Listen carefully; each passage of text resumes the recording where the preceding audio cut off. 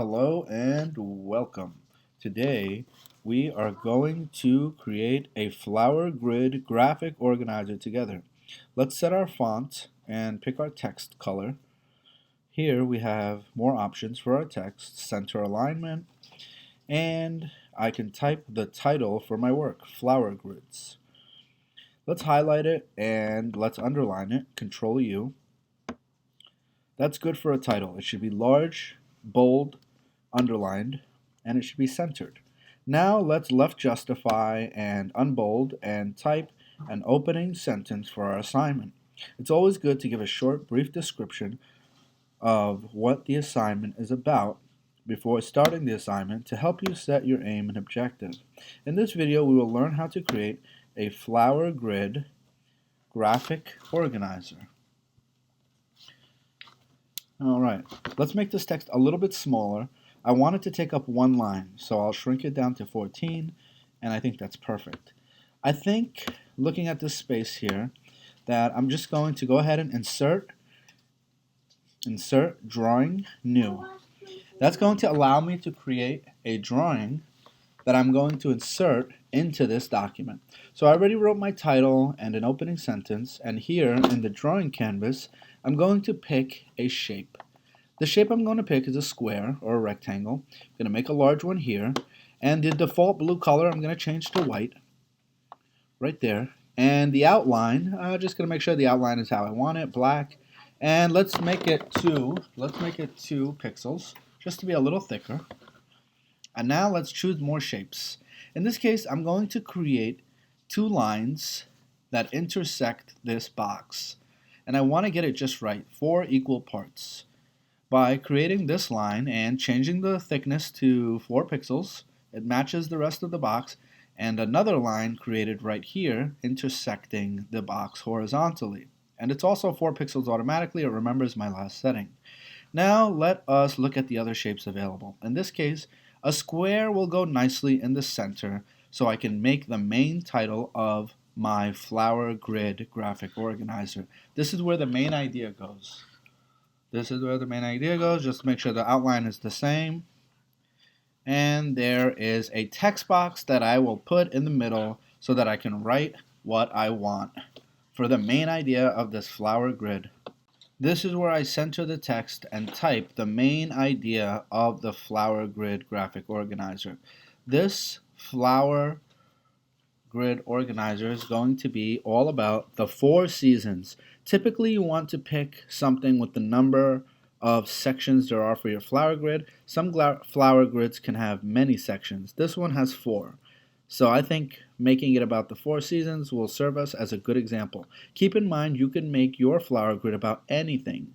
Anything where these 4 quadrants would represent those 4 supporting ideas of the main idea the best. So for me, the 4 seasons is a good example. What examples can you think of? Leave one in the comments below. Okay, now I will title each of these segments. Since it's about the 4 seasons, I will label each section with a new text box, and I will center the text in that text box. I'll write the name of that season, I'll make it bold. And now I can copy and paste this text box and put it in all 4 box segments. Once I do that, it should be easy for me to just go in there and edit the text in each of the boxes. This is the fastest way. Control C to copy, Control V to paste. Now, why would I just want to keep pasting them? Because I already adjusted the font size and the bold and all the characteristics, so it comes out the same for each pasted box, and then I just highlight the text and retype it with the new word for that box. So as you can see, I'm just pasting and retyping for each box. I'm going to paste one more time for the 4th box, and that is really the fastest and best methods to doing a repetitive task like this. You want to be strategic, but you also want to achieve good results. And this ensures that every box is the same font and the same text elements, such as bold and center aligned. Okay, let's take a moment on another tab to pull up pictures from clip arts. So now the 4 seasons each have an ideal clip art in my mind. I want to search the internet for 4 good season clip arts. So this is winter. And I'm going to copy and paste the one that I find to be the best one, the one that represents the winter in the most casual and pleasant manner. And at the same time, I want to pick 4 pictures that all match in artistic style. So I wouldn't want one photorealistic along with one very cartoony. I want them all to be somewhat cartoony or all to be somewhat realistic. I like this landscape, so I'll find 4 landscape style photos. Here's a great winter one. It's got just the right amount of artistic detail in it. And I'm just copying and I'm going to paste it. This is for educational purposes. Guys, if you like clip art out there and you're producing professional products or creating artwork, you must license these photos. There are ways to pay the owners and original creators of this work if you're going to use it commercially or otherwise. And in this case, we're using it for demonstration examples and these educational videos.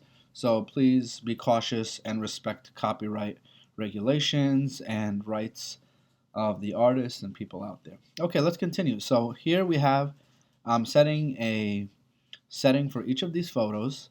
I'm checking the border numbers. I'm moving the photos around exactly where I want them to be.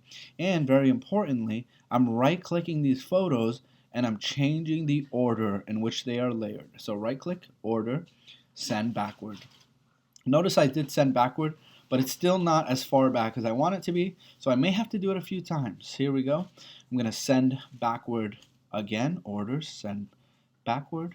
I don't want it to go all the way to the back, so it's not hidden behind the white box in the very back. But I do want it far back enough where this box right here is in the front. You know what? I'll just choose this box. I'll right-click our main idea box, which is in the center, and go to order, and I'll say send all the way to the front. And that should solve my issue. I should have the center box on top of all the other layers. Okay. Okay, oh, great. I sent that one back with one shot. As you can see now, the main box is overlapping that photo, and I think that's the sweet spot. Let's get the next photo. Okay, fall season clip art. A couple of these look good. Again, landscape, that's my goal. And this is a nice level of artistic one. All right, here we go. Let's paste it in. I'm almost done, as you can see. One more season, and I'll be able to have all 4 seasons properly represented in this flower grid graphic organizer. So what's the purpose of a flower grid graphic organizer? I think it's great for showing concepts or ideas that have 4 parts in a very comprehensive, easy to grasp manner, where just at a glance you can know exactly the details and information about any 4-part system. And honestly, I think you might be able to chop these blocks into 8 parts or 6 parts, depending on where you place the lines. So a flower grid can be flexible. It doesn't have to be 4 parts. It can probably be 6 parts, 8 parts, 5 parts, whatever you think. You can even draw it more like a flower rather than just this box shape. Okay, here is a great spring photo. All right, we're just about ready to wrap this lesson up. Just going to resize this spring photo and fit it in the box just like the others. I'm trying to maintain proportion, so if it looks like a box is a little more horizontal or a little more vertically sized, I try to get them all to be roughly around the same size. Okay, just changing the order once again. And as you can see, it looks like all 4 of the seasonal photos are laid back behind the center box. Great, and it looks like everything looks orderly. The titles match. They're placed in the right spots. They all have the same font sizes and font styles. And this looks professionally done. And this is how you create a flower grid separately on a drawing canvas and then insert it into your document. And we'll see how when we insert it into our document, it can behave in different ways depending on the settings we choose. So let's just continue to perfect it briefly. I'm just adjusting each photo here, looking for symmetry, looking for good proportions where the photos don't look distorted. Just trying to make everything look clean here.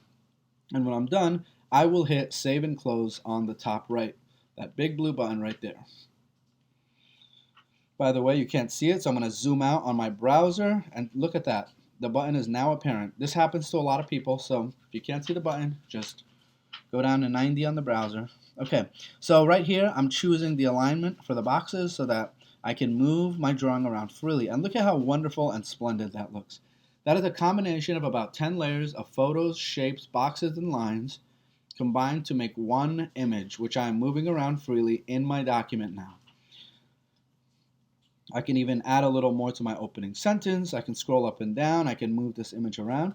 And not least of which is my favorite, I can click on this image and go back in there and edit the layers anytime I want. But let's add a little more to this sentence first. A flower grid shows the main idea in the middle with the surrounding boxes representing supporting contents.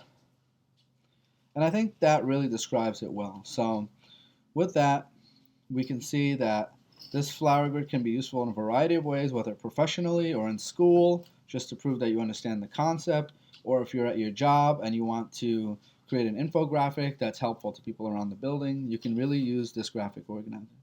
Here are the 4 seasons. What flower organizer, how do I phrase this? What flower grid organizers can you create? Question mark. Share videos or links in the comments below to share your flower grid organizer with us. Thanks for watching. Goodbye.